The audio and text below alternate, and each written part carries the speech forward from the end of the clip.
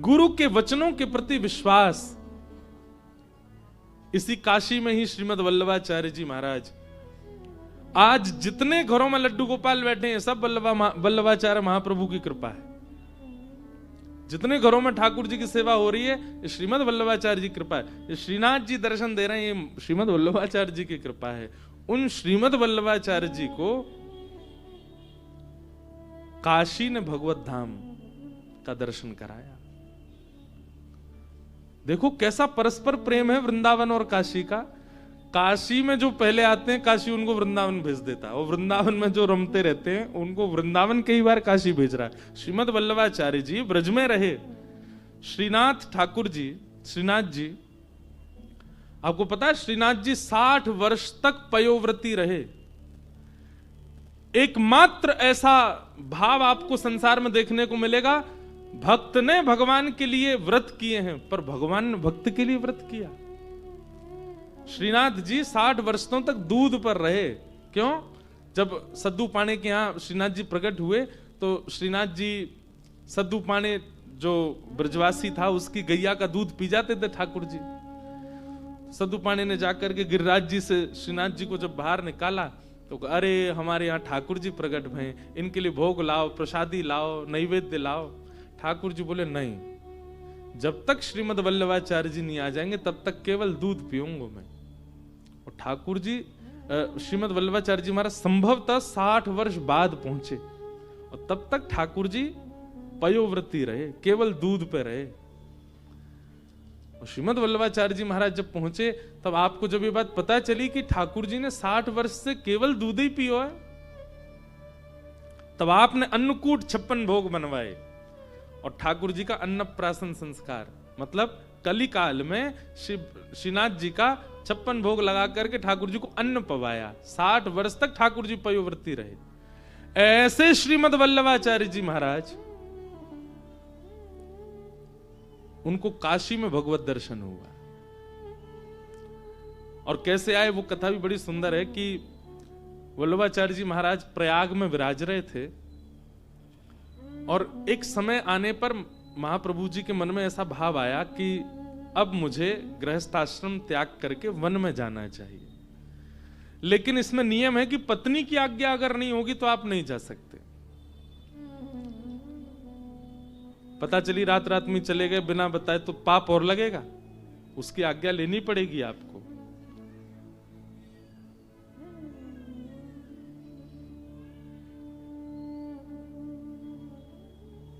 धर्म पत्नी है। हमने कथा करते करते कई नियमों को जीवन में लाने का मन बनाया कि ये नियम करेंगे। अग्निहोत्र का भी मनाया थी। तो हमने मलुकपीठ महाराज जी से पूछा तो महाराज जी बोले अभी ब्याह नहीं हुआ आपका, पहले ब्याह करो, गृहिणी आए फिर उससे आज्ञा लेना, वो राजी हो तब नियम धारण करना।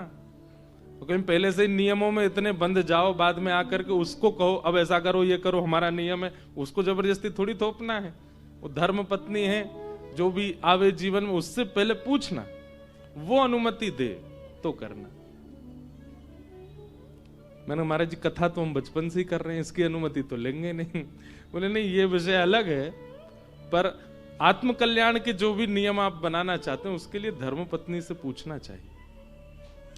तो श्रीमद् वल्लभाचार्य जी ने अपनी पत्नी से पूछा कि अब मैं निर्वाण पर जाना चाहता हूं, अब मैं सब छोड़ करके एकांतवास रह करके और बस गृहस्थाश्रम का त्याग करके जाना, तो आप आज्ञा कर दो।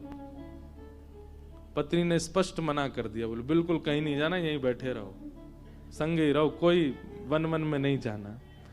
महाराज प्रभु जी बोले गोपाल जी की शायद इच्छा नहीं है इसीलिए पत्नी आज्ञा नहीं दे रही है। कुछ दिन बाद महाराज घर में आग लग गई, ऐसी भीषण आग लगी, ऐसी भीषण आग लगी। वल्लभाचार्य जी चुपचाप बैठे थे, इतने में पत्नी चिल्ला के बोली घर से भागो निकल के। वल्लभाचार्य जी बोले आज्ञा मिल गई, जय हो प्रणाम। और तुरंत महाराज गृह त्याग करके काशी आ गए। अब पत्नी ये नहीं बोल सकती कि मैंने आज्ञा नहीं दी थी। और तब कहीं ऐसा वर्णन है 80 घाट पर, कहीं ऐसा वर्णन है हनुमान घाट पर। महाप्रभु जी बैठ करके गोपाल जी का चिंतन कर रहे थे। और गोपाल जी का मंदिर भी है यहाँ, कहाँ, हाँ आप लोगों को पता है, गोपाल मंदिर। वो ठाकुर जी ने 3 परिक्रमा लगाई है वल्लभाचार्य जी के साथ पूरे पृथ्वी की।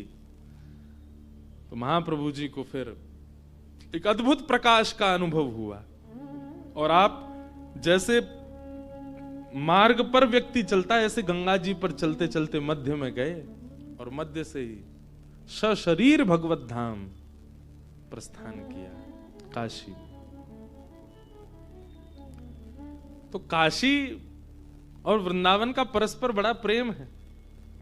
काशी को भजने वाले को कई बार वृंदावन की प्राप्ति हो जाती है और वृंदावन को भजने वाले कई बार काशी आते हैं। तो ये अंतरंग प्रेम। मैं तो एक बात मैंने बताई, बहुत प्रसिद्ध भी, वो लोग बागों ने बहुत वायरल की। लास्ट टाइम जब मेरी कथा थी 80 घाट पे, तो विश्राम वाले दिन रात में हमको निकलना था बक्सर, संभवतः हाँ बक्सर ही जा रहे थे। मामा जी के यहाँ सिया राम विवाह महोत्सव में कथा थी, तो यहाँ से रात में ट्रेन थी। तो हमारे कथा के बाद में हमने मन किया, मैंने कि एक बार महादेव को प्रणाम कर लें। 11-12 बजे की ट्रेन है, 8-9 बजे की बात होगी। तो गए महादेव का दर्शन। उस दिन पता नहीं कोई उत्सव था, जाने क्या था। एक तो कार्तिक का महीना था, वैसे ही यहाँ देव दिवाली की बड़ी तैयारियां रहती हैं, बहुत भीड़ थी। रोज तो हमको दर्शन होते थे, हमको कभी पुलिस वाले ले जाएं, कभी कोई ले जाएं, दर्शन करा देते, कभी पुजारी जी ले जाते, व्यवस्था बढ़िया थी। पर उस दिन पता नहीं क्या, ना तो कोई फोन उठावे, ना कोई व्यवस्था, ना हमको अंदर जाने दें, अलग ही व्यवस्था थी। एक गेट से घुसे, बोले 2 नंबर गेट से आओ। घूम के गए, 2 नंबर गेट से गए तो 4 नंबर गेट से आओ, फिर वहां चले गए। सब लोग बोले महाराज जी ट्रेन का समय हो रहा, अब चलें। मैंने कहा बिना दर्शन के जाएंगे? भीतर प्रांगण में ही है पर दर्शन की व्यवस्था नहीं हो पा रही। तो मन बनाया चलते हैं। महादेव को प्रणाम किया और प्रणाम करते करते एक मीठी बहस करी हमने महादेव से। मैंने सही है, आप वृंदावन आए थे रास में और आपके लिए गोपियों ने मार्ग रोक दिया था, तब हमारी ललिता जी आई और आपको गोपी बना के लेके गई भीतर, और गोपेश्वर बन करके तब आप रास में पधारे। और मैंने कि वही ब्रज को ब्रजवासी आप आज यहां तक खाली हाथ जा रहे हो बिना दर्शन किए। ठाकुर जी तो शिकायत करूंगा आपकी, मैं ललिता जी से शिकायत करूंगा, जिन पर कृपा करके आपने गोपी बना के उनको ब्रज में बुलाया। मैंने कि ब्रजते आए, हमें दर्शन ही नहीं दे रहे हैं। सब थे साथ में, जो कथा के अपने आयोजक भैया भी बैठे हैं वो भी थे। हमने मीठी डांट तो नहीं, लड़े थोड़े महादेव से। मैंने अब आई हो तुम वृंदावन, गोपी भोपी कोई को रूप नहीं मिलेगा, ललता विशाखा अब तो घुसन नहीं देंगी, अब मैं शिकायत करूंगा। बस ये कह के हम पीछे मुड़े तो सप्तऋषि आरती का समय हो रहा था और तभी एक महाराज जी आए, वो आरती जो करते हैं। अरे व्यास जी यहाँ खड़े हो, दर्शन हो गए? मैंने कहा नहीं दर्शन नहीं हुए। हाथ पकड़ के, मतलब 1.5 मिनट भी नहीं हुआ, सीधे ले गए महादेव के सामने जाके बैठा दिया। बोले प्रणाम कर लो। मैंने महादेव अब हम ललिता जी से कह देंगे आपको आने देंगे, बढ़िया प्रेम से पधारो ब्रजमंडल में, कोई दिक्कत नहीं, आप लोग मत करना ऐसा। वो तो सहज उस समय भाव प्रकट हुआ इसलिए हो गया। पर वृंदावन और काशी का परस्पर प्रेम अद्भुत है, अंतरंग भाव से दोनों इंटरकनेक्टेड हैं।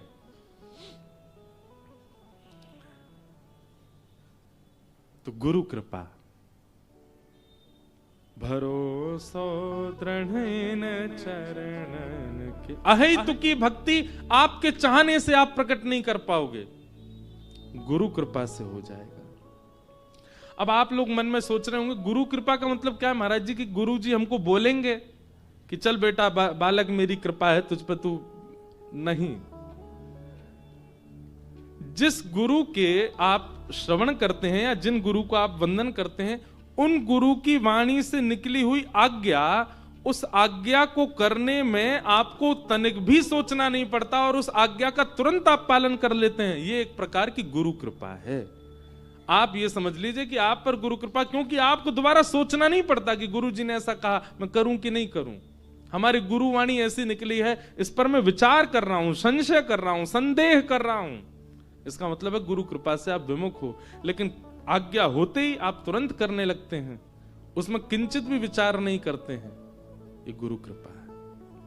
और गुरु कृपा यदि हो जाएगी तो ये जो बात है, धर्म सवै पुंसाम परो धर्मो यतो भक्तिर अदोक्षजे अहै तुक्य प्रतिहता ये आत्मा संप्रसिद्धति। दर्शन होगा, अहितु की भक्ति बनेगी ठाकुर जी के श्री चरणों। सूत जी महाराज इस प्रकार कथा का प्रारंभ करते हैं, भगवान के 24 अवतारों का वर्णन करते हैं, और अवतारों का वर्णन करते हुए फिर भागवत जी के निर्माण का कारण बताते हैं। श्रीमद् भागवत जी की रचना क्यों हुई? इदं भागवतं नाम पुराणं ब्रह्म संहितं उत्तम श्लोक चरितं चकार भगवान ऋषि। वेद व्यास जी महाराज ने भागवत की रचना की। क्यों की? क्योंकि ब्रह्म नदी सरस्वती के तट बद्रिकाश्रम में वेद व्यास जी महाराज ने अपनी दिव्य दृष्टि से देखा, कलिकाल के लोगों की मनस्थिति पहचान गए। तब वेद व्यास जी ने विचार किया कि मैं ऐसा क्या लिखूं जिससे कलयुग के मानव अपना कल्याण कर सकें। तब आपने अनेक पुराण, उपनिषद, वेद सबकी रचनाएं करना प्रारंभ किया, लेकिन मन को शांति नहीं मिली। बहुत ध्यान से सुनिएगा, आपके प्रयास में कोई कमी नहीं है, आपकी क्रिया में कोई कमी नहीं है, आपकी व्यवस्था में कोई कमी नहीं, पर फिर भी आपका हृदय अशांत है। इसका मतलब किस चीज की कमी है? वो बात यहां स्पष्ट होगी, इसलिए ध्यान से सुनिएगा। आप प्रयास पूरा कर रहे हैं, परिश्रम पूरा कर रहे हैं, क्रिया भी भली भांति कर रहे हैं, सब कुछ व्यवस्थित हो रहा है, पर मन को शांति नहीं मिल रही। मन को यह अनुभव नहीं हो रहा कि मैंने जो किया है वो उत्तम है। मन अशांत सा है। इसके पीछे कारण क्या है? वे तो व्यास जी कहते हैं मैंने सब कुछ रच दिया, लेकिन फिर भी मेरा जब मन अशांत हुआ, तब श्री नारद जी आए, और नारद जी ने आके कहा, हे व्यास जी, आप इतने उदास क्यों लग रहे हैं? व्यास जी बोले, देखो कितनी पोथियां लिख दी मैंने, पर मेरा मन शांत नहीं है। मेरे मन को आनंद का अनुभव नहीं हो रहा। मेरे मन को मेरे की गई क्रिया पर अनुकूलता नहीं दिखती है। क्रिया बहुत अच्छी हो गई है, पुराण बहुत अच्छे लिखे गए हैं, लेखन कार्य बहुत अच्छा है, सारे भाव मैंने पूरे कर दिए, पर मेरे मन को संतोष नहीं हो रहा है। एक असंतुष्टि सी लग रही है मन में। क्यों? नारद जी बोले, मैं बताऊं कारण? व्यास जी बोले, बताओ। भवतानुदित प्रायम यशो भगवतो मलम ये नैवासौ न तुष्येत मन्ये तद्दर्शनम खिलम। बहुत ध्यान से सुनो।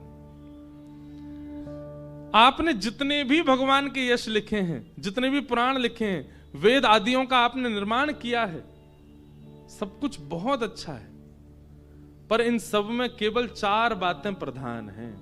कौन कौन सी? धर्म, अर्थ, काम, मोक्ष। इनको क्या कहते हैं? चतुर्विध पुरुषार्थ। ये 4 क्रियाएं आपने प्रधान रूप से लिखी हैं।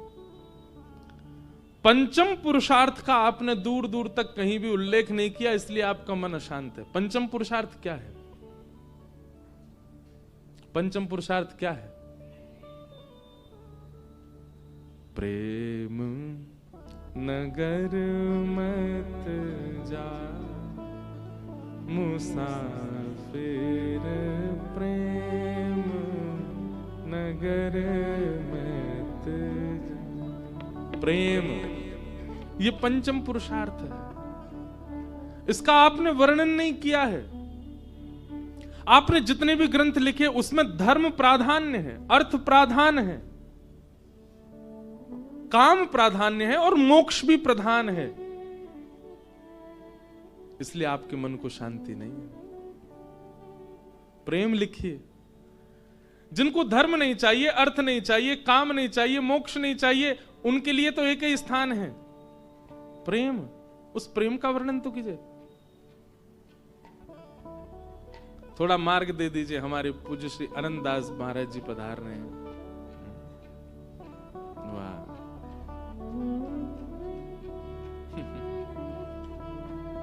वन नाइट बाबा, फ्लाइंग बाबा। बोलो भक्तवत्सल भगवान की, काशी विश्वनाथ भगवान की। नमः पार्वती पतये हर हर। पूज्य महाराज जी को बारंबार वंदन करते हैं, प्रणाम करते हैं। प्रेम। आपने धर्म अर्थ काम मोक्ष की सब जगह व्याख्या की है, प्रेम का कहीं भी प्रस्तुतिकरण नहीं है, इसलिए आपका हृदय अशांत है। हमारे ब्रज वृंदावन में आज भी लोगों की इच्छा नहीं है कि उनको मुक्ति प्राप्त हो, मोक्ष मिले। मोक्ष की कामना ब्रजवासी नहीं करते। हमारे ब्रज में कहें मुक्ति और नौन सी खारी लागे, नमक जैसी खारी खारी लगे मुक्ति, हमें नहीं चाहिए।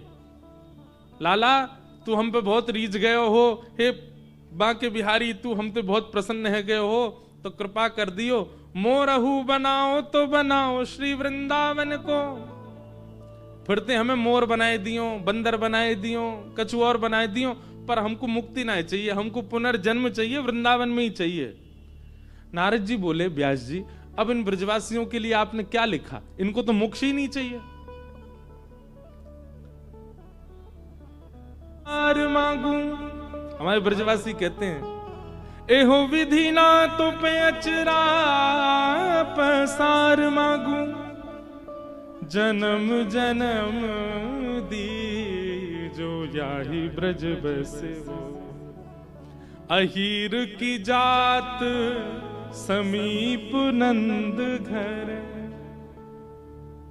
हे विधाता, यदि आप हमसे बहुत प्रसन्न हो गए हो तो हमको ब्रज ही देना, बार बार देना, हमको गलती से भी वैकुंठ मत भेज देना। एक बार भागवत में वर्णन आता है कि एक बार ब्रजवासियों को पता चल गया कि लाला भगवान है। सब ब्रजवासी कहे, रे लाला तू जय जय। ठाकुर जी बोला, हम बे जय जय हूं। लाला तो फिर एक काम कर, तू अगर जय जय तो अपने वैकुंठ को दर्शन करा हमको। ठाकुर जी बोले, वैकुंठ देखो? बोले हाँ लाला एक बार वैकुंठ दिखा दे। ठाकुर जी बोले, चलो। मधुमंगल श्रीधामा तन सुखा मन सुखा धन सुखा सबरे सखान को ले गए। ठाकुर जी चलो वैकुंठ दर्शन करा के लाऊं। जैसे ही वैकुंठ में पहुंचे महाराज, जय विजय द्वारपाल शंख चक्र गदापद चतुर्भुज रूप में रहते हैं जय विजय भी, सबरे अपने चारों भुजाओं से ठाकुर जी को दंडवत प्रणाम करें। लाला तू तो सांची में जय जय है, देखियो चार चार भुजा वाले तो प्रणाम कर रहे हैं। ठाकुर जी वैकुंठ में भीतर लेके गए। भगवान ने स्वर्ग का कल्प वृक्ष भी दिखाया। मधुमंगल बोलो, लाला जी धोरो धोरो से कौन डोल लो? धोरो बोलते हैं गोरे को। लाला जी धोरो धोरो कौन डोल लो है? अरे वो है देवता इंद्र है, इंद्र। लाला यार ने इतकू बुलाइयो। ठाकुर जी ने इशारा किया, इंद्र दौड़ा दौड़ा आया, जय हो भगवान आज्ञा। मधुमंगल बोलो, यहाँ पे ऐरावत हाथी बाप हमने डोलाए दे। सबरे ग्वाल बाल इंद्र के हाथी पे चढ़ गए। भगवान सबको घुमा लाए। लाला जी चार मुखबारों कौन डोलो? ये ब्रह्मा है। बोले यागू बुलाइयो। ठाकुर जी ने उसको बुलाया। बोले हमने सुनी है सबन को रूप यही ने बनाया हो लाला। बोले हाँ, या तो कह दे मुझे सुंदर कर देगो, मेरे ब्याह जाएगो। ऐसे सब ग्वाल बाल पूरे वैकुंठ में घूमे, सब देवी देवताओं के संग घूमे आए। लाला जी बानर राज कौन? बोले जी हनुमान जी हैं। बोले इनको बुलाइयो। हनुमान जी आए। बोले लाला इनते कह दे जे लेट जाएं, हमें सुनिए जे उड़नो जाने, हम इनके ऊपर बैठ जाएंगे जी, हमें डुला लाए सब जगह। हनुमान जी सब जगह डुला लाए। पूरा आनंद सब ब्रजवासियों ने किया। वैकुंठ घूम लिए, सब देवताओं से मिल लिए। ठाकुर जी ने इतने में ही कक्ष खोले। ए मधुमंगल जी तेरो कक्ष, सीतामा जी तेरो, सब बढ़िया बढ़िया कक्ष। कक्ष में आंगन है, कक्ष में बगीचे हैं, कक्ष में महाराज सुंदर सुंदर सेविकाएं, कोई प्रसाद बनाने वाली हैं, कोई कपड़ा धोने वाली हैं, सब लगी हैं व्यवस्था में। ठाकुर जी बोले तुम्हारे कक्ष में जाओ, अब इनमें ही आराम करो। मधुमंगल श्रीदामा कक्ष के भीतर गए। थोड़ी देर बाद बोले लाला अब हम वापस कब चलेंगे? बोले अब काहे को जानो, बैकुंठ जाके कोई वापस थोड़ी जावे, अब तो यहीं रहे। मधुमंगल श्रीदामा रोए, ठाकुर जी के चरणन से लिपट गए। बोले लाला तू जो कहे को सब करवे को तैयार है, लेकिन हमें वापस वृंदावन ले चल, हम यहां ना रह सकें। भले ही कितनी व्यवस्था, भले ही कितनो सुंदर, कितनो अद्भुत है, पर हमारे वृंदावन ते सुंदर नहीं है। लाला तू वापस वृंदावन ही ले चल। ये कथा भागवत जी में वर्णित है कि ठाकुर जी सबको वैकुंठ घुमा के लाए, और वैकुंठ जाकर के सब ब्रजवासी बोले ना लाला हमें तो वृंदावन में ही रहना है। और फिर ठाकुर जी ने सबको विस्मृत करा दिया कि वैकुंठ घूम के आए हैं। नारद जी बोले व्यास जी जिनको मुक्ति ही नहीं चाहिए उनके लिए आपने क्या लिखा? जिनको मुक्ति की कामना नहीं, अर्थ कहते हैं धन को। इन ब्रजवासियों का धन, धन के प्रति कोई लोभ ही नहीं है। ये तो केवल ठाकुर जी को देखते हैं, उसी से लगता है हमने कितनी कमाई करी। जैसे सब लोग चर्चा करते हैं मंथली कि आपका कितना टर्नओवर हुआ, कितनी कमाई हुई। ब्रज के लोग क्या चर्चा करते हैं? जा महीना में कितनी बार नंद को लाला दिखो तुम्हें। सबरी गोपी कह रही है अरे मो तो 4 ही बार दिखो, अरे मो तो 5 बार दिखो। जा गोपी सबसे ज्यादा बार दिखो होवे तो वो गोपी झरा भंडारो करके सब गोपी ने प्रसाद पवावे। क्यों? या महीना में सबसे ज्यादा कन्हैया या को दिखो है। अब ये उनको अर्थ है। ऐसों के लिए आपने क्या लिखा व्यास जी? जिनका अर्थ ही दर्शन है। दर्शन को नैना तपे, वचन सुनन को कान, मिलवे को हियरा तपे, हिय के जीवन प्राण, गोवर्धन वासी रे, गोवर्धन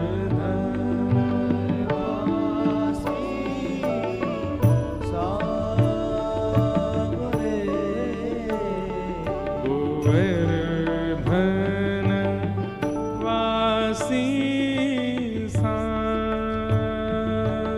रे, गोवर्धन वासी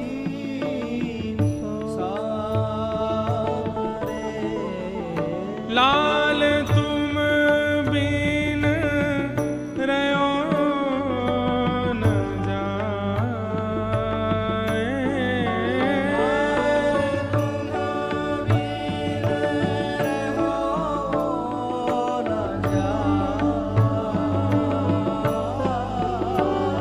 लाल तुम बिन रहो न जाए रे, गोवर्धन वासी सब रे, गोवर्धन वासी सब रे, सब रे,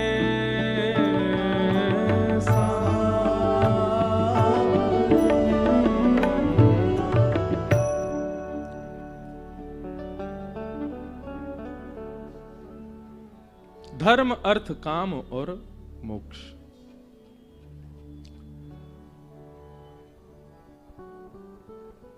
बैठ जाओ। चतुर्विध पुरुषार्थ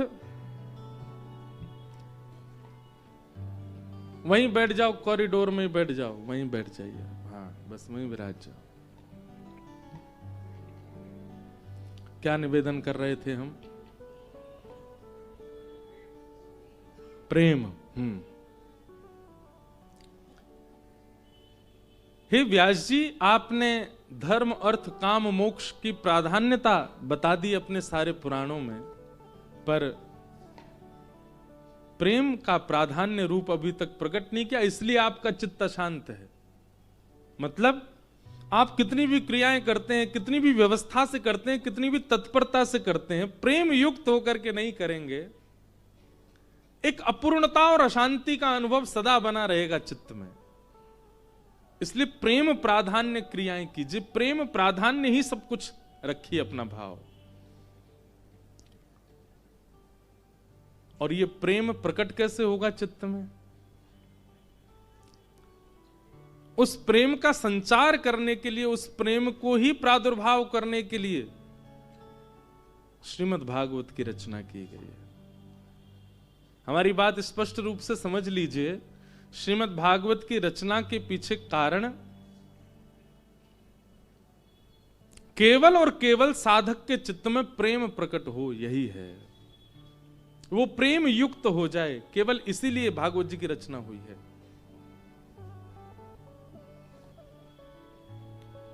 प्रेम भाव। हे नारद जी, हे व्यास जी, नारद जी कहते हैं धर्म अर्थ काम मोक्ष को अब थोड़ा परे करके अब प्रेम की चर्चा सुनाओ, प्रेम के भाव प्रकट करो। आपने जितने भी ग्रंथ लिखे उनको सुनकर के ठाकुर जी के प्रति भगवत भाव आता है, ठाकुर जी के प्रति परम सत्ता का भाव आता है, ठाकुर जी के प्रति ईश्वरत्व भाव आता है, आस्था जगती है, विश्वास जगता है, भाव जगता है, प्रेम नहीं जगता। अब ऐसा कुछ लिखिए जिसके श्रवण से, जिसकी रचना से प्रेम प्रकट हो। तब वेद व्यास जी महाराज ने नारद जी से पूछा कैसे लिखूं? बोले समाधि नानुस्मर तद विचेष्टितम, आप समाधि लगाओ और समाधि से होगा। तब वेद व्यास जी महाराज समाधि लगाई और समाधि लगा करके जिस रचना को उन्होंने सार्थक किया उसी का नाम है श्रीमद् भागवत महापुराण। श्रीमद् भागवत धर्म ग्रंथ नहीं है, श्रीमद् भागवत अर्थ प्राप्ति के लिए भी नहीं है, श्रीमद् भागवत कामनाओं की पूर्ति के लिए भी नहीं है, श्रीमद् भागवत मोक्ष प्राप्ति के लिए भी नहीं है। श्रीमद् भागवत केवल और केवल प्रेम प्राप्ति के लिए है। प्रेम मतलब, अब कई लोग मुझसे कहेंगे तो धर्म अर्थ काम मोक्ष भागवत से मिलते ही नहीं, तो फिर भागवत जी में क्यों लिखा है मुक्ति दानेन गर्जती श्रीमद् भागवती वार्ता? भागवत की कथा मुक्ति दान की गर्जना करती है और आप कह रहे हैं कि इससे मुक्ति नहीं मिलती। देखो, प्रधानमंत्री सब करने के योग्य है, सब कर सकता है, उसके हाथ में पूरा देश है, वो जो चाहे वो कर सकता है।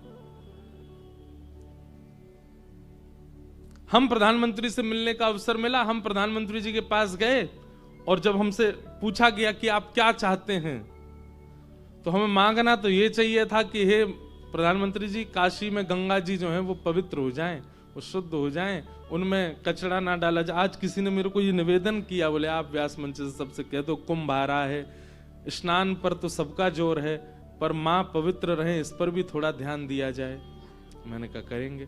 अब आप प्रधानमंत्री सीधे कह सकते हैं कि नदी के स्वच्छताकरण का पूरा पूरा अधिकार आपका है, आप करवा सकते हैं, पर हमको जैसे ही मिलने का अवसर मिला हमने क्या कहा, हमारे घर की गली बहुत गंदी रहती है, आप वो साफ करवा दो। आप प्रधानमंत्री से ये कैसे कह सकते हैं? वो कहे तो आप कुछ भी सकते हैं, पर उनसे आप कोई बड़ा कार्य करवाइए ना। आप अपनी घर की गली क्यों साफ करवा रहे हो? आप ऐसा क्यों कह रहे हो कि हमारे यहाँ पर रिक्शा वाले जो हैं बेचारे खड़े नहीं कर पाते, गाड़ियां खड़ी नहीं, पार्किंग बनवा दो। ये छोटी छोटी चीजें थोड़ी मांगी जाएंगी। धर्म अर्थ काम और मोक्ष, इनकी कामना भागवत जी श्रवण के प्रति रखना एक प्रकार से यही है कि आप प्रधानमंत्री के पास जाके बहुत सूक्ष्म वस्तु मांग रहे हो। भागवत जी की सन्निधि में तो केवल एक ही कामना हो, क्या? प्रेम पुरर्थो महान, हमारे चित्त में प्रेम प्रकट हो। भागवत जी प्रेम प्रदायिनी है, गोस्वामी जी मानस जी का वर्णन कर रहे हैं, पर उन्होंने भागवत जी का श्रवण किया है, भागवत जी का अध्ययन किया है। मीराबाई प्रेम का प्रस्तुतिकरण कर रही हैं, उन्होंने भी भागवत, यदि भागवत जी नहीं होती पृथ्वी पर तो आस्थावान भक्त होते, धार्मिक भक्त होते, विश्वासवान भक्त होते, श्रद्धावान भक्त होते, प्रेमी भक्त नहीं होते। प्रेमी भक्तों का प्रादुर्भाव ही भागवत जी से हुआ है। भागवत जी ने ही प्रेमी भक्तों को प्रकट किया है। तब कथामृतम तप्त जीवनम कवि भीरीडितम कल्मषापहम श्रवण मंगलम श्रीमदाततं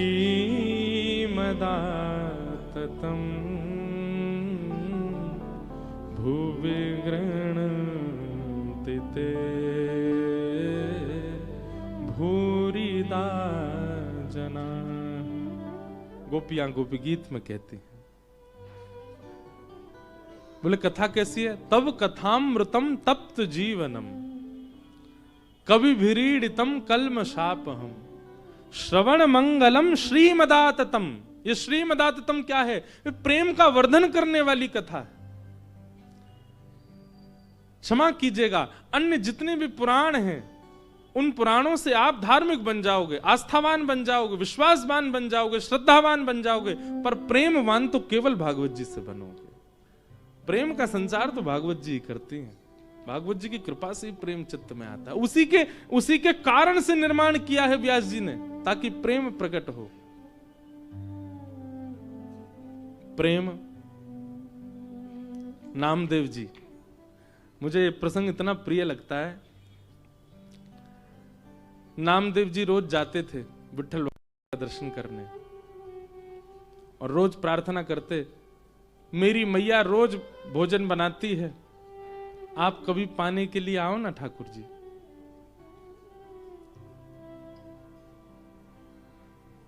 रोज नामदेव जी की एक ही प्रार्थना सुन के ठाकुर जी बोले, हे नामा, तू रोज कहता है मेरे घर आओ प्रसाद पाने, आओ प्रसाद पाने, यहां दर्शन कौन देगा अगर मैं तेरे घर चला गया तो? नामदेव जी बोले, आप परमात्मा हो, आप चाहो तो 1000 रूप धारण कर लो, एक रूप से यहां खड़े रहो, एक रूप से। भगवान बोले, वो तब करता हूं मैं जब भक्त की आस्था मेरे प्रति इस भावना से हो कि ये भगवान है। पर तेरा भाव तो मेरे प्रति प्रेम का है ना, और प्रेम में मैं एक से अनेक नहीं होता, मैं एक ही रहता हूं। ये यथामाम प्रपद्यन्ते, भक्त मेरे जैसे मेरी आराधना करता मैं उसके लिए वैसा हो जाता हूं। अगर तेरी मेरे प्रति प्रेम नहीं होता, केवल श्रद्धा होती, भावना होती, विश्वास होता, तो मैं परमात्मा रूप में 1000 रूप धारण करने की सामर्थ्य रखता। पर तूने मुझे आज तक प्रेमी मान करके ही भजा है, और प्रेमियों के लिए मैं एक ही रहता हूं। प्रेमियों के लिए अनेक रूप धारण नहीं करता मैं। ब्रजवासियों ने मुझसे प्रेम किया, मैं चाहता तो एक रूप से मथुरा में रहूं, एक रूप से द्वारिका लीला करूं, एक रूप से ब्रज में रहूं, पर उन्होंने मुझसे प्रेम किया, इसलिए मैं एक ही रूप में था, इसीलिए मथुरा भी गया और द्वारिका भी गया, उनको विरह कातर करके गया। मेरे लिए तो सर्व सामर्थ्य है कि मैं ब्रज में रह लेता एक रूप से, पर क्योंकि उन्होंने प्रेम किया है, प्रेम में मैं एक ही रहता हूं, अनेक नहीं होता।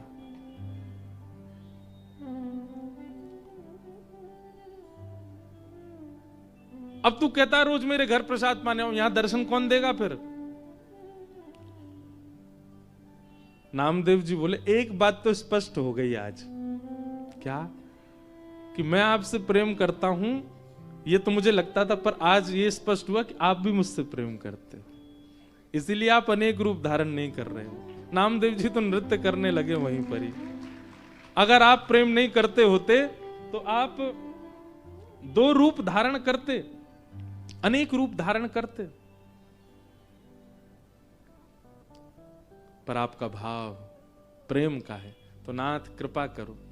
नामदेव जी बोले, भगवान बोले, ए नामा सुन, तू रोज आके कहता है मेरे घर आओ, मेरे घर आओ, प्रसाद माने आओ, एक काम हो सकता है। बोले क्या? तू मेरी जगह खड़ा हो जा तो मैं जाऊं प्रसाद पाने। नामदेव जी बोले ये कैसे संभव है?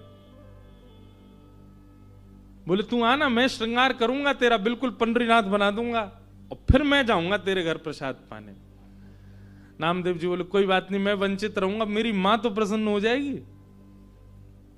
नामदेव जी पंडरीनाथ भगवान की जगह खड़े हो गए। अब भगवान सामने खड़े होकर बता रहे ऐसे खड़े हो। नामदेव जी ऐसे खड़े हो गए। नेत्र बंद कर लो। बोले कर लिए। ठाकुर जी ने स्पर्श करके बिल्कुल श्याम वर्ण के जैसे ठाकुर जी वैसे बना दिया। अब ठाकुर जी बोले अब तुम पंडरीनाथ हो गए हो? बोले जी। अब याद रखना 3:30 बजे सुबह काकड़ा आरती होगी, मंगला आरती। और काकड़ा आरती में ये पुजारी लोग बिल्कुल विचार नहीं करेंगे, ठंडे जल से नवाएंगे, ठिठरना नहीं। उसके बाद तुमको दूध से नवाएंगे, ठिठरना नहीं। नामदेव जी बोले मुझे नहीं बनना पंडरीनाथ। बोले नहीं, अब तो तू खड़ा ही रहे यहीं पे, अब तेरे को भी तो पता चले मुझे क्या अनुभव होता है। और काकड़ा आरती में नियम होता है कि ठाकुर जी श्री पंडरीनाथ भगवान के मुंह पे मक्खन ऐसे रख देते हैं, मक्खन ऐसे चिपका देते हैं पूरा, और फिर उसके बाद आरती करते हैं ठाकुर जी की। कभी जाओ पंढरपुर दर्शन करना मंगला का, काकड़ा आरती बहुत सुंदर होती है। तो ऐसे मक्खन रख देंगे, मन तो होगा तेरा खाने का पर चाटना नहीं। अगर नेक भी मक्खन खत्म हुआ तो पुजारी बहुत मारेंगे। मैं कुछ नहीं करता, मैं केवल चुपचाप खड़ा रहता हूं। उसके बाद तुम्हारा श्रृंगार होगा, और श्रृंगार के बाद फिर द्वार खोल दिए जाएंगे, सब भक्त आके चरणों में प्रणाम करेंगे। सब भक्त आकर के तुम्हारे चरणों में प्रणाम करेंगे, और कुछ भी मांगे देना नहीं, सुन लेना। विधि का विधान, कर्म का विधान सब उनको योग्यता दे देगा। तुम सब पर दया करके कुछ भी मत दे देना, नहीं तो लोग कुछ भी मांग लेंगे। अब खड़े रहो, मैं जा रहा हूं। और अर्धरात्रि में श्री पंडरीनाथ भगवान नामदेव जी के घर गए। द्वार जाकर के खट खोलो। जैसे ही द्वार खोला माने, आहा, बहुत सुंदर एक पद है, मुझे मराठी आती नहीं।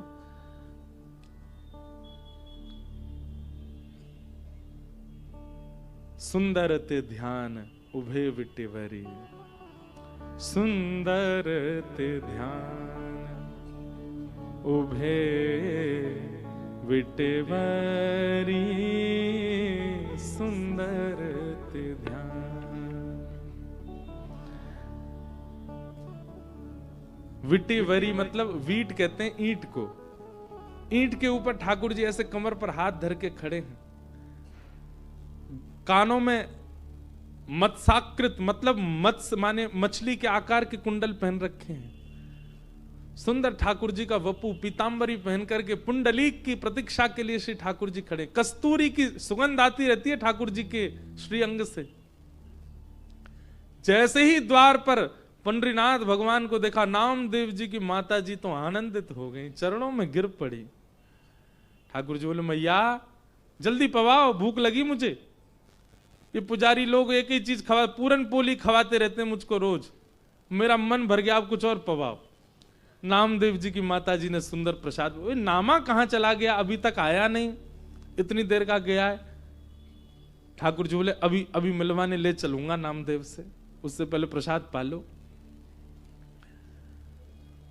ठाकुर जी ने प्रसाद पाया। प्रसाद पा करके महाराज मैया से बोले कारी सौल लेके आओ, एक कारी कमली लेके आओ। मैया बोली क्यों? बोले कोई पहचान जाएगा, मुझे ढक के चलूंगा।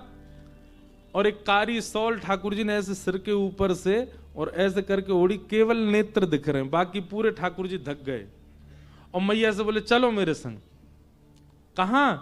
मंगला आरती हो रही है पंडरीनाथ भगवान की, और ठाकुर जी लाइन में खड़े हैं, जहां कतार में वैष्णव खड़े होते हैं, वहां नामदेव जी की मैया के साथ खड़े। नामदेव जी की मैया बोली आप तो यहाँ खड़े हो, आरती किसकी हो रही है? बोले नामदेव खड़ा है मेरी ओर, मेरी जगह नामदेव खड़ा, आज उसकी आरती होगी और मैं उसका दर्शन करूंगा।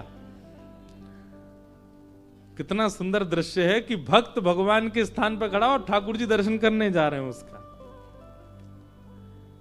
भैया ये आस्था में नहीं हो सकता, ये विश्वास में नहीं हो सकता, ये श्रद्धा में नहीं हो सकता, ये तो केवल प्रेम में हो सकता। जैसे ही भीतर पहुंचे, श्री नामदेव जी की आरती चल रही है, पंडरीनाथ बन के खड़े हैं और दूर दर्शनार्थियों में खड़े श्री पंडरीनाथ जी बलैया ले रहे हैं। आहा, मेरा नामा कितना प्यारा लग रहा है, कितना सुंदर लग रहा है मेरा नामा। ये इसी कलिकाल की घटना है। लोग कहते हैं कलयुग में भगवान केवल मूर्ति में रहते हैं, मंदिर जाओ पूजन कर आओ, हो गया काम। अरे सुनो तो सही, कलयुग में कितनी, जितनी कृपा ठाकुर जी ने कलयुग में करी है भक्तों पर, उतनी तो किसी युग में नहीं की है। आपके चित्त से विश्वास खत्म हो गया है अब, इसलिए नहीं कर रहे ठाकुर जी अनुग्रह। ठाकुर जी बलैया ले रहे नामदेव जी की, मेरा नामा। ठाकुर जी के नेत्र सजल हो गए नामदेव को अपने स्थान पर देख के। दर्शनार्थी सब दर्शन करने जा रहे थे, सबने प्रणाम किया। जैसे ही ठाकुर जी पहुंचे गर्भगृह में, तो नामदेव जी ने नेत्र खोल के ठाकुर जी को देखा। अब नामदेव जी घबराए, बोले ये कहीं मुझे प्रणाम ना कर लें। ठाकुर जी बोले आज तो नामा रोक नहीं पाएगा, और तुरंत ठाकुर जी ऐसे सिर झुका के वंदन। नामदेव जी के नेत्र सजल हो गए। ठाकुर जी बोले रोइयो मत, पुजारी देख लेंगे, ठाकुर के आंसू आ रहे हैं। आहा, आज भी पंढरपुर में 365 दिन में एक दिन आता है, उस दिन आज भी यही भाव रखा जाता है कि श्री पंडरीनाथ भगवान नहीं, आज नामदेव जी खड़े हैं। और उस दिन जितने वैष्णव दर्शनार्थी आते हैं सबको प्रणाम करते हैं। क्यों? बोले इन वैष्णवों में कहीं ना कहीं पंडरीनाथ आए होंगे दर्शन करने के लिए, नामदेव के। प्रेम, ये केवल प्रेम में संभव है, और इस प्रेम की स्थिति प्रदान करने वाली श्रीमद् भागवत है। इसलिए भागवत जी से और कोई कामना मत कीजिए। अर्थ मिले, धर्म मिले, ये सब आपको दुनिया सिखा देगी, दुनिया से प्राप्त हो जाएगा सब, व्यवहार से सब सीख जाओगे आप, पर प्रेम का पाठ केवल भागवत जी सिखा सकते हैं। इसलिए केवल प्रेम के अधिकारी बन के बैठो यहां।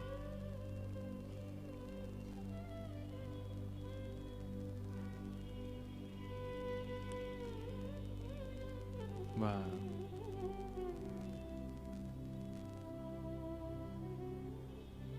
सबसे ऊंची प्रेम सगाई, सबसे ऊंची प्रेम सगाई, हे दुर्योधन की मेवा त्यागी, दुर्योधन की मेवा त्यागी, दुर्योधन की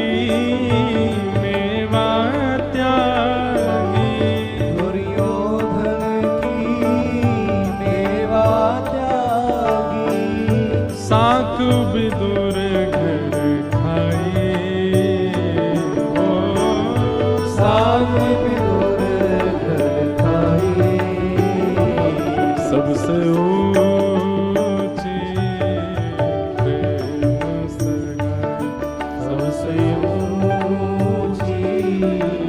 प्रेम सगाई, सबसे ऊंची प्रेम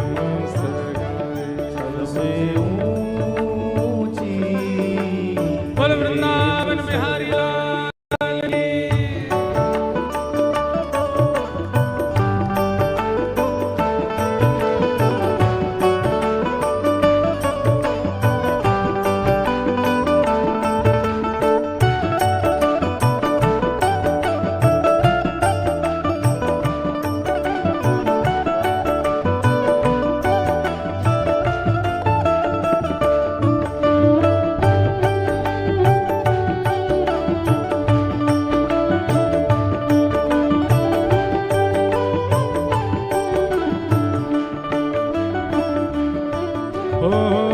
प्रेम के वश अर्जुन रथ हांक्यो, प्रेम के वश अर्जुन रथ हांक्यो, प्रेम के वश अर्जुन रथ हांक्यो, प्रेम के वश अर्जुन रथ हांक्यो, भूल गए ठकुराई। भूल गए ठकुराई, भूल गए ठकुराई। भूल गए ठकुराई। सबसे ऊंची प्रेम सगाई, सबसे ऊंची प्रेम सगाई, सबसे ऊंची प्रेम सगाई, सबसे ऊंची प्रेम सगाई। हे राजसूय यज्ञ युधिष्ठिर कीन्हा, राजसूय युधिष्ठिर कीन्हा, राजसूय यज्ञ युधिष्ठिर कीन्हा, राजसूय युधिष्ठिर कीन्हा। हे तामे मन बढ़ाई,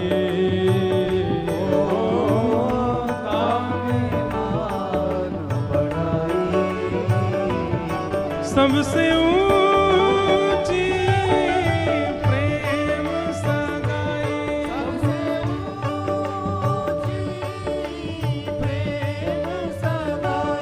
सबसे ऊंची प्रेम सगाई,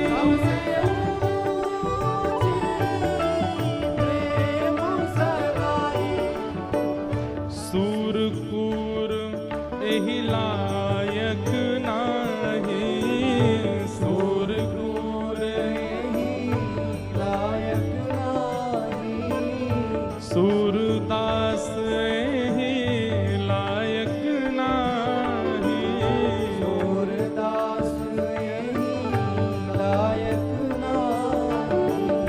केहू विधि कहूँ बढ़ाई,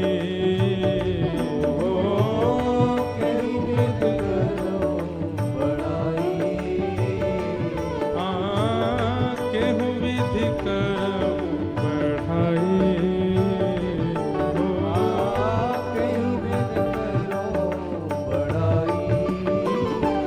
सबसे ऊंची प्रेम सगाई,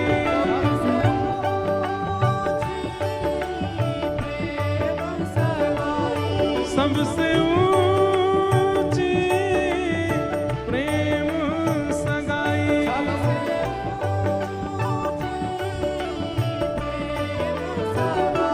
सबसे ऊंची प्रेम सगाई, सबसे ऊंची प्रेम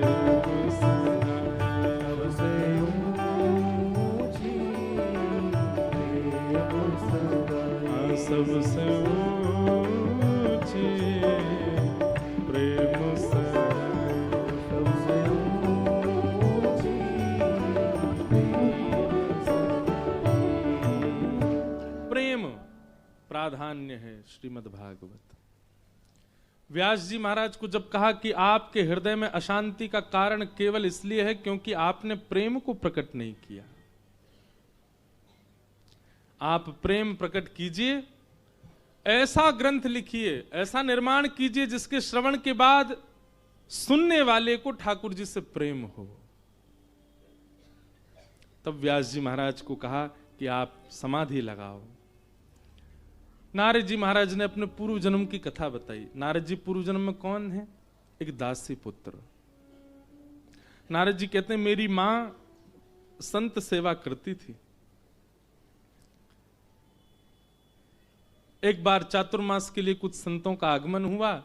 उन संतों के सत्संग से मुझे इतना प्रेम हो गया कि मैं उनके साथ ही जाने को तैयार हुआ, तो मेरी मां ने रोक दिया। संतों ने कहा मां की आज्ञा नहीं है तो आप नहीं जा सकते, मां की सेवा पहले करो।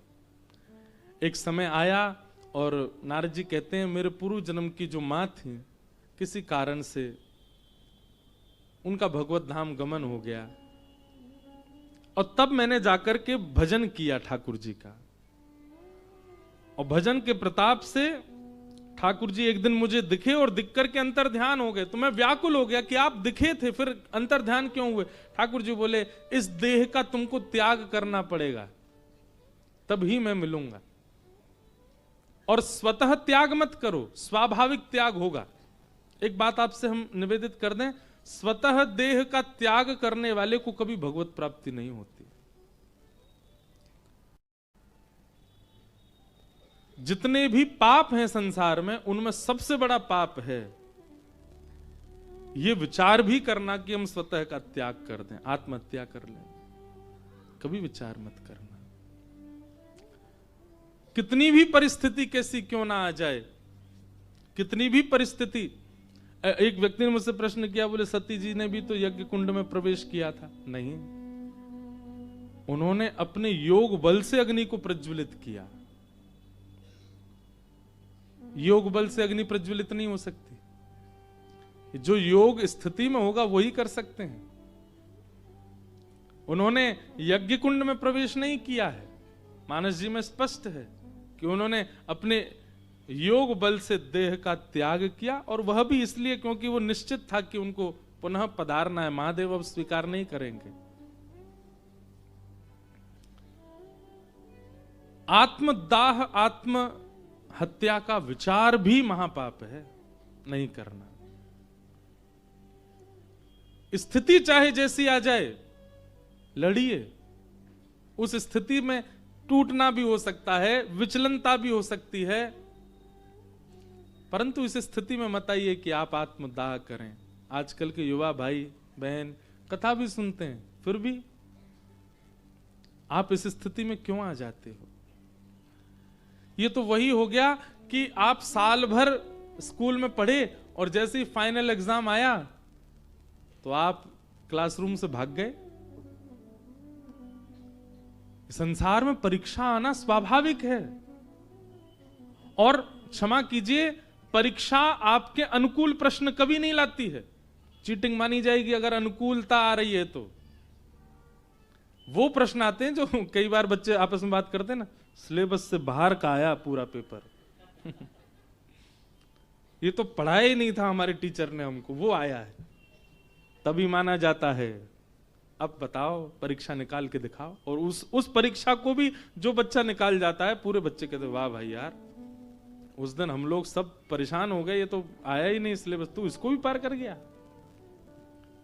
तो आउट ऑफ सिलेबस कभी कभी परीक्षा आती है जीवन में। और एक बात और सुन लीजिए, मुझसे लेके आप तक सबके जीवन में आती है। ये तो हमने सोचा ही नहीं था, ये तो हमने विचार किया ही नहीं था, वह आएगा।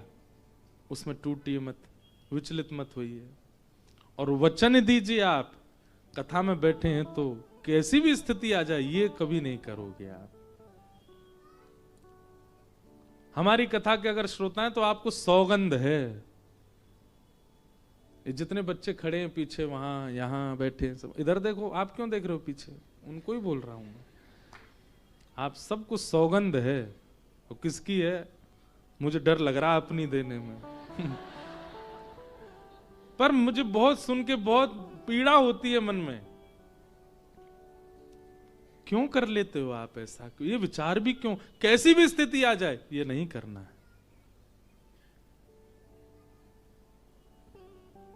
अब तो मतलब सोशल मीडिया पे वीडियो बना के डाल दे रहे हैं अपने आत्मदाह से पूर्व, उसको प्रकट कर दे। कष्ट कैसा भी क्यों ना हो, कभी उठा करके देखा कीजिए भगवान श्री कृष्ण के चरित्र को। जन्म ही जेल में हो रहा है, जन्म लेते ही माता पिता को छोड़ करके जा रहे हैं, और जहां रहे 11 वर्ष उनको छोड़ के कहीं और चले गए, फिर उसके बाद उस नगर में भी नहीं रह पाए, वहां जाना पड़ा। कितना कुछ देखा, लेकिन कभी विचलित नहीं हुए, इसीलिए भगवान है। प्रभु श्री राम का जीवन देखिए, विचलित नहीं हुए, इसलिए परमात्मा है।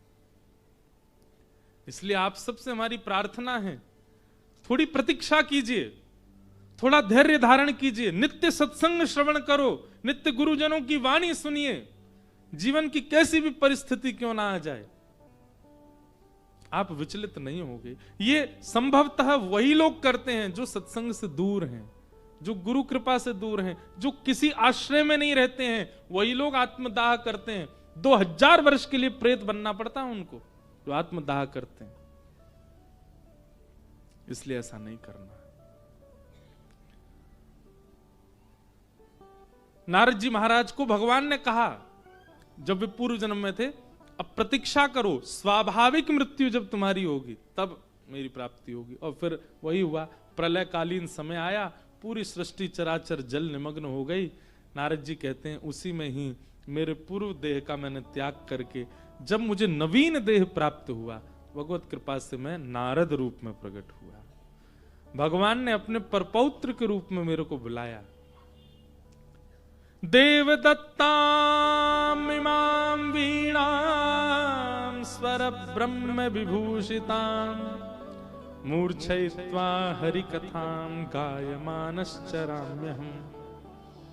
नारद जी कहते हैं ये जो वीणा मेरे पास है, ये देवदत्ता वीणा है, ये भगवान ने मुझको प्रदान की है।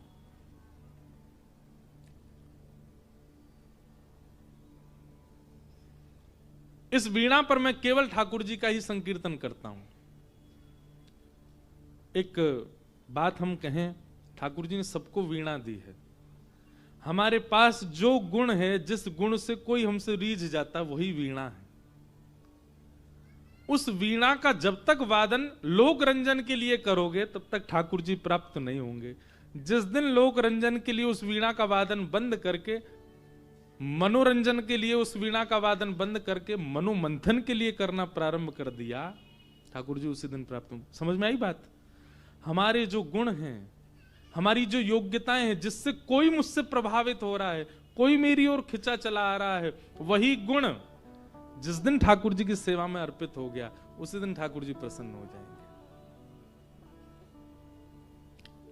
आपको भोजन बनाना बहुत अच्छा आता है, तो आप आए दिन मेहमानों को ही बुलाते रहते हो, आज हम ये बना के खिलाएंगे, आज हम ये डिश खिलाएंगे। अब मेहमान नहीं बुलाए जाते, अब तो वीडियो बनाई जाती है, आज हमने ये बनाया, ये ऐसे बनाया, ये डिश ऐसे बनाई। हम लोग लोक रंजन में इतना ज्यादा रहते हैं कि मनोमंथन हो नहीं पाता, और जब तक मंथन नहीं होगा तब तक प्रकट कैसे होंगे श्याम सुंदर। इसलिए कई बार अपने गुणों को लोक रंजन में ना लगा करके मनोमंथन में लगाइए, और उस मनोमंथन से श्री कृष्ण को प्रकट। यशोदा क्या करती हैं कि रोज ठाकुर जी उनकी गोद में आते हैं, मंथन, रोज दही बिलोती हैं।